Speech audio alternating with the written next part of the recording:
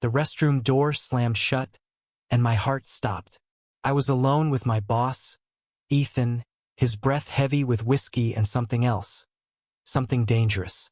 In the dim light of the bar's grimy restroom, his eyes locked onto mine, and I knew nothing would ever be the same.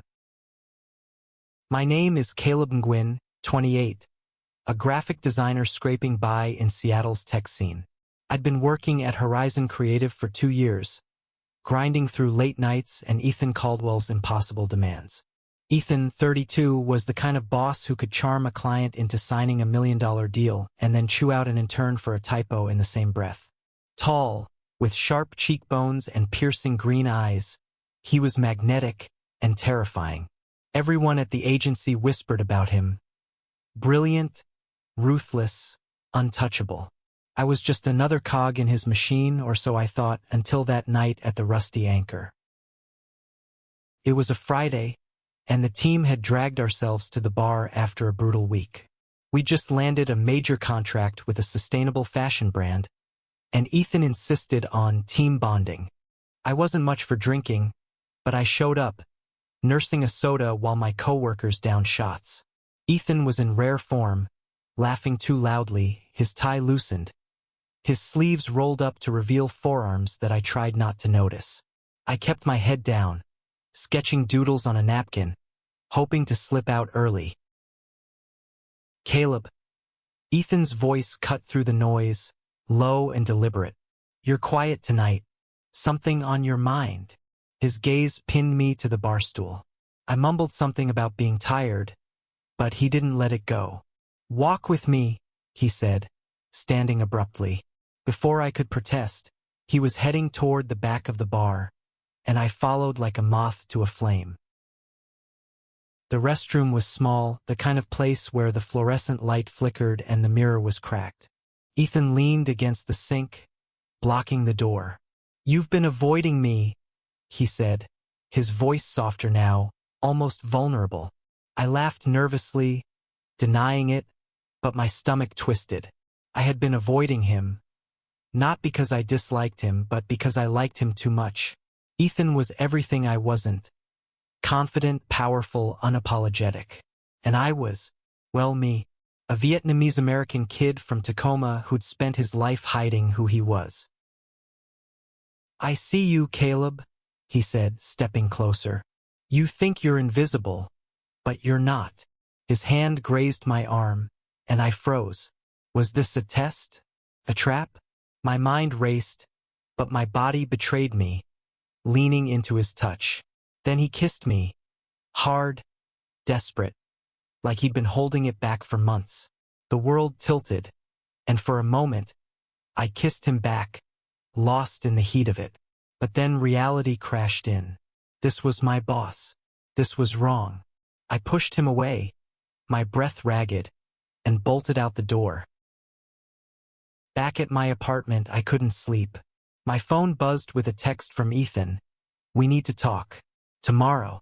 I ignored it, but the memory of his lips burned into me. I'd spent years burying my feelings, telling myself I could live without love, without being seen. Growing up, I'd watched my parents struggle, their immigrant dreams clashing with a world that didn't always welcome them. I learned to stay quiet, to blend in, to never ask for more. But Ethan had seen me, and now I couldn't unsee myself. The next morning, I dragged myself to work, dreading the inevitable. Ethan was already in his office, his usual polished self, but his eyes lingered on me during the morning meeting. I avoided him all day, burying myself in design edits, but by 5 p.m. he cornered me in the break room.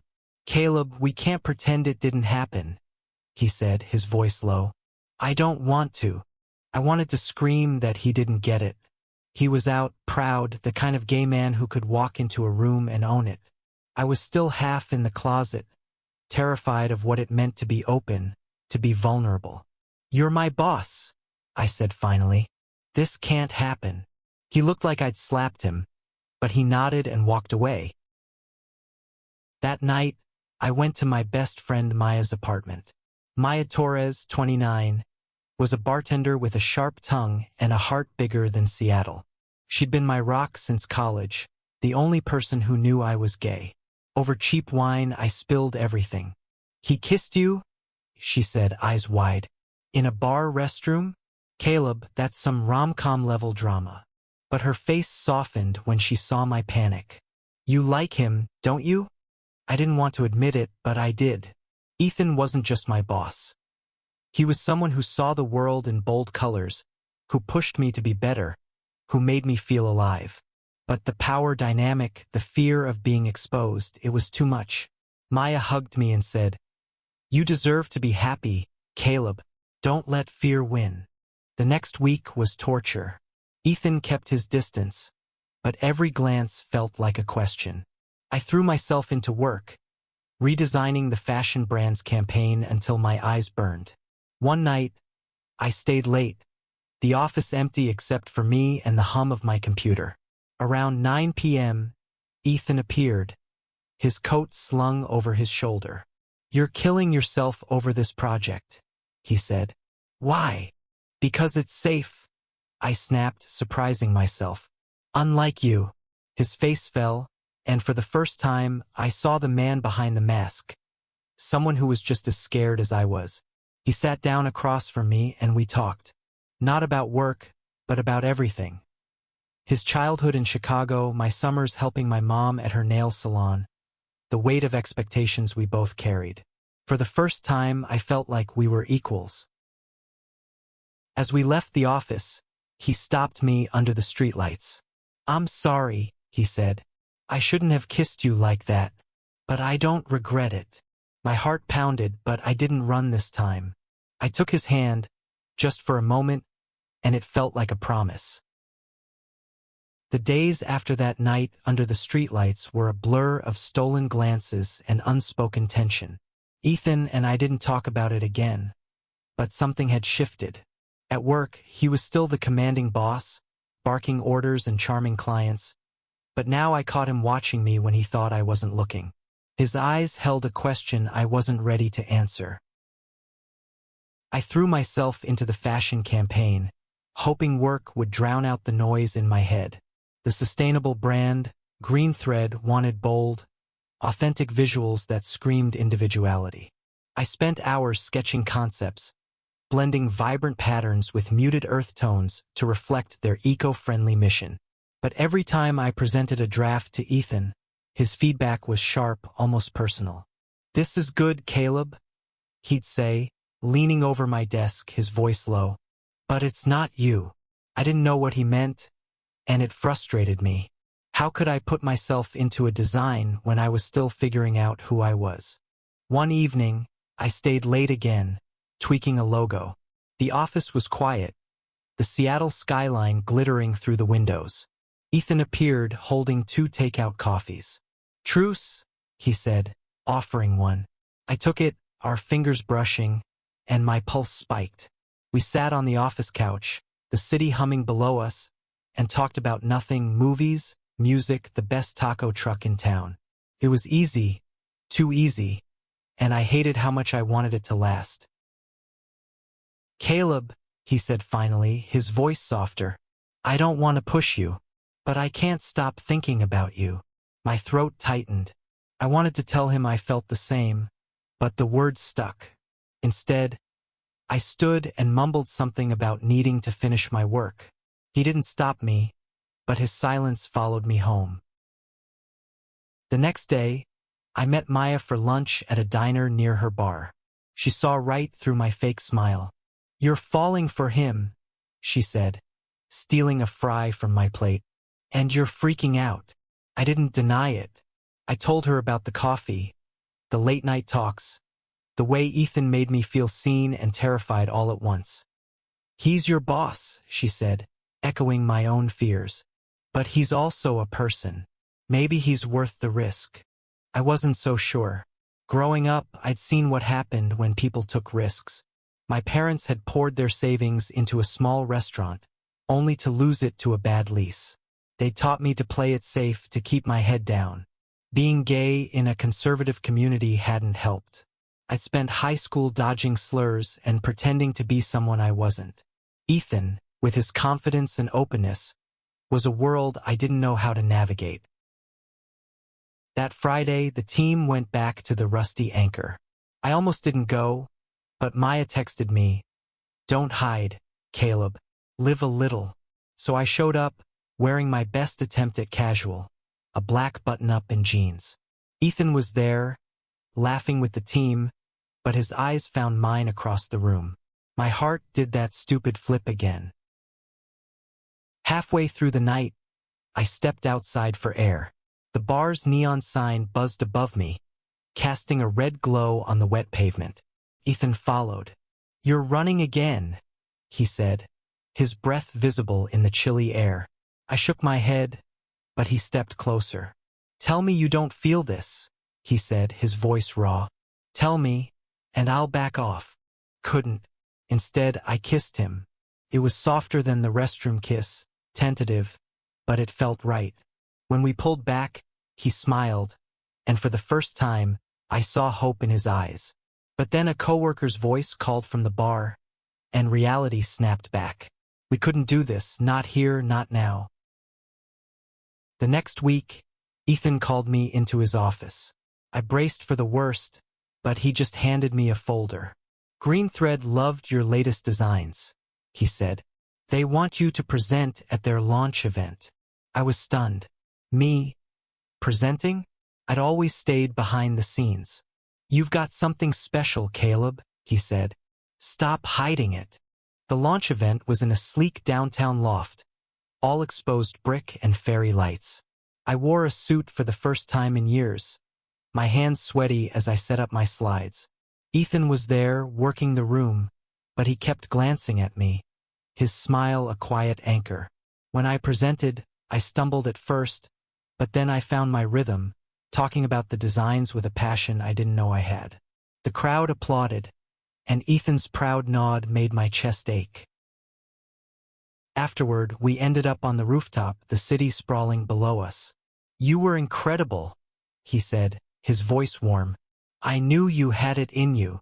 I wanted to kiss him again, but the weight of our situation held me back. He was still my boss. I was still scared. But as we stood there, shoulder to shoulder, I felt a spark of courage I hadn't known I possessed. The Green Thread launch was a turning point, but it didn't make things simpler.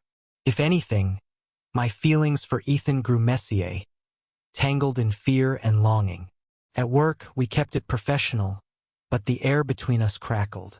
Every meeting, every casual brush of his hand, felt like a secret we were both keeping. I started noticing things about Ethan I hadn't before. The way he fidgeted with his pen when he was nervous. The way he stayed late to help a struggling intern. He wasn't just the untouchable boss. He was human, flawed, and trying. It made me want him more, and fear him more. What if this blew up? What if I lost my job, my privacy, everything I'd built? One night, I went to Maya's bar to clear my head. She slid a beer across the counter and said, "You look like you're carrying the world, Caleb." I told her about the rooftop, the way Ethan's pride had made me feel invincible and terrified. "You're allowed to want this," she said, "but you've got to figure out what this is." I didn't have an answer. The next day, Ethan asked me to join him for a client dinner. It was a big deal. Green Thread's CEO, a woman named Priya Sharma, wanted to discuss expanding the campaign. We met at a fancy restaurant overlooking Lake Union, all glass and candlelight. Priya, 45, was warm but sharp, asking pointed questions about my designs. Ethan jumped in, praising my work with a sincerity that made my face burn. Under the table, his knee brushed mine, and I didn't pull away. After dinner, Priya left, and Ethan and I stayed for a drink. The lake sparkled outside, reflecting the city's lights. "You were amazing tonight," he said, his voice low. "You're more than you let yourself be, Caleb." I wanted to argue, but his hand found mine on the table, and I let it stay. We sat there, fingers intertwined, until the waiter's cough broke the spell. The next morning, I woke to a company-wide email. Horizon Creative was restructuring, and Ethan was stepping down as creative director to focus on client relations. A new director, some hotshot from New York, was taking over. The news hit me like a punch. Was this because of us? Had I cost him his job? I stormed into his office, closing the door behind me. "Did you do this because of me?" I demanded. Ethan looked tired, his tie undone. "No," he said. "It's been coming for a while. I'm burned out, Caleb. I want to build something real, not just chase deadlines." He paused, his eyes searching mine. "And yeah, maybe I want to make this, us, possible." I didn't know what to say. Part of me was relieved. The power dynamic was gone. But another part was terrified. Without the boss-employee barrier, what was my excuse for holding back? I left his office without answering, my head spinning. That weekend, I went to visit my parents in Tacoma. Their small house smelled like lemongrass and laundry detergent, a comfort I hadn't realized I missed. Over dinner, my mom asked why I seemed so distracted. I wanted to tell her about Ethan, about the chaos in my heart, but I couldn't. They didn't know I was gay, and the thought of disappointing them was unbearable. On Sunday, Ethan texted me, "Meet me at Gasworks Park. Please." I almost didn't go, but something pulled me there. The park was quiet, the old industrial structures silhouetted against the sunset. Ethan was waiting by the water, his blonde hair catching the light. "I'm not your boss anymore," he said. "So tell me what you want." I wanted to run, to hide, but his honesty pinned me in place. "I'm scared," I admitted. "Of this, of being out, of messing it up." He stepped closer, his hand brushing my cheek. "I'm scared too," he said. "But I'd rather be scared with you than safe without you." This time, when he kissed me, I didn't pull away. The world didn't end. It just felt right. Dating Ethan was like stepping into a storm. Beautiful, chaotic, and overwhelming. We kept it quiet at first, meeting for coffee in out-of-the-way cafes or walks along the waterfront. Every touch, every laugh, felt like a rebellion against the fear I'd carried for years. But the world wasn't as kind as those moments. At work, the new creative director, Lauren Baxter, was a whirlwind. A 38-year-old black woman with a no-nonsense attitude. She pushed the team hard, and I respected her for it. But I could feel the whispers when Ethan and I were in the same room. People noticed the way we looked at each other, the way he lingered near my desk. One coworker, a designer named Jared, made a snide comment about special treatment. I brushed it off, but it stung. Ethan noticed my tension. One night, at his apartment in Capitol Hill, he pulled me onto the couch. "Talk to me," he said, his hands warm on mine.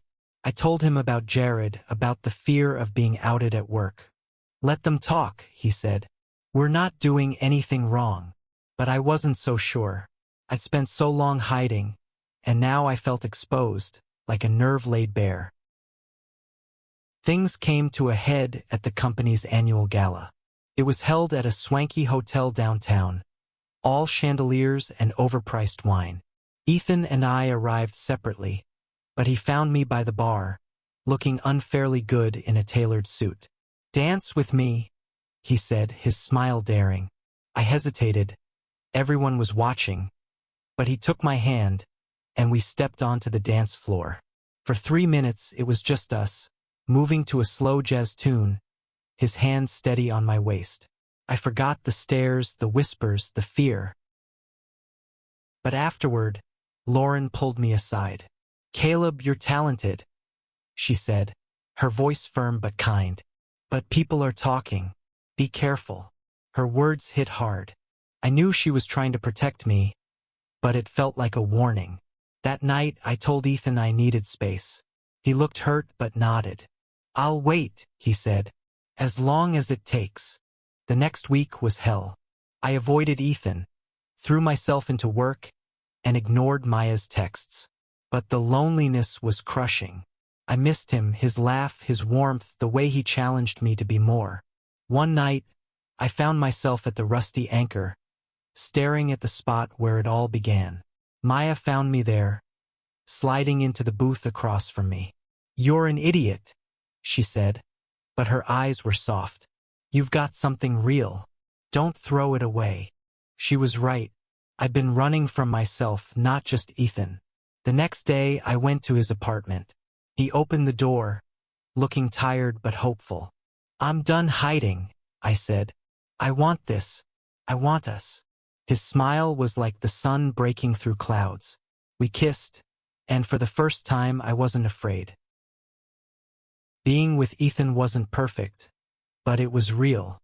We went public at work, and yeah, there were whispers, but most people were kind. Lauren even pulled me aside to say she admired my courage. Jared apologized, and I let it go. Life didn't magically get easier, but it felt fuller, brighter. I came out to my parents a month later. It was the hardest thing I'd ever done. Sitting at their kitchen table, my hands shaking as I told them who I was. My mom cried, but not out of anger.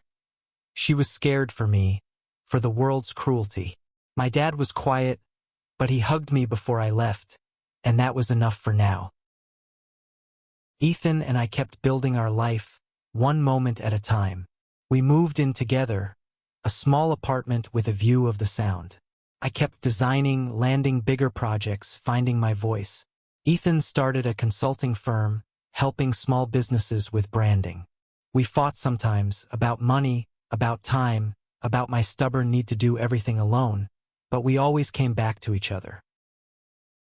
One evening, we went back to Gasworks Park, where it all clicked into place. The sunset was painting the sky in pinks and golds, and Ethan took my hand. "You changed everything," he said, echoing the words that had haunted me since that night in the bar. "You made me want to be better." I laughed, tears in my eyes, and told him he'd done the same for me. As we stood there, I thought about the boy who'd spent his life hiding, afraid of his own heart. I wasn't that boy anymore. Love hadn't erased the fear or the pain, but it had given me something stronger. The courage to be seen, to be loved, to be me. And that was worth everything.